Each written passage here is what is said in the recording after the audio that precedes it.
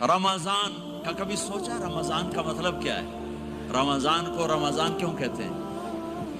اللہ نے 11 مہینوں کے نام عربوں سے رکھوائے اور روزے کے مہینے کا نام خود رکھا قرآن میں، شہر رمضان الذی انزل فیہ القرآن۔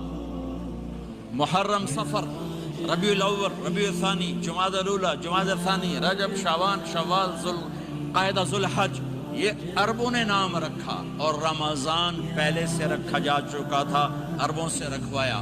رمضان کے لفظ اور روزے میں کیا جوڑ ہے؟ رمضان کہتے ہیں جل جانا، جل جانا، جل جانا۔